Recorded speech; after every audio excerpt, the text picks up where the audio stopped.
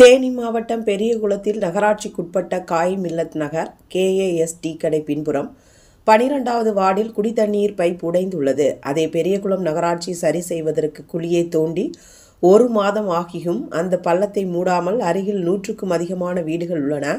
அந்த பள்ளத்தில் அருகில் போக்குவரத்து அதிகம் உள்ளன. சிறு பிள்ளைகள் பெரியவர்கள் அனைவரும் அந்த வழியில்தான் செல்ல முடியும்.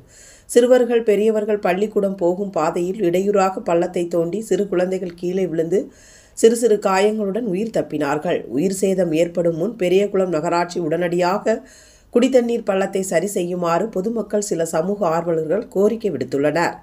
பெரியகுளம் நகராட்சி மெத்தன போக்கில் செயல்பட்டு கொண்டிருக்கிறது. பொதுமக்களின் வரிப்பணத்தை வீணடிக்கும் நோக்கத்தில் பெரியகுளம் நகராட்சி இது மாதிரி பெரியகுளம் நகராட்சிக்குட்பட்ட 30 வார்டுகளில் சரியான சாக்கடை அள்ளுவதில்லை. குடிதண்ணீர் குழாயை சேதப்படுத்தியும் பொதுமக்கள் மிகவும் மனவேதனையோடு தெரிவித்துக் கொள்கின்றனர். ஒரு சில சமூக ஆர்வலர்கள் பொதுமக்கள் பெரியகுளம் நகராட்சி செயல்படுகிறதா கேள்வி எழுப்பிய வண்ணமாக உள்ளனர். மாவட்ட நிர்வாகம் கவனத்தில் கொண்டு உடனடியாக பொதுமக்கள் தேவைகளை சரி செய்ய வேண்டும் என்று கோரிக்கை விடுத்துள்ளனர். தேனி மாவட்ட செய்தியாளர் சாதிக் பாட்சா.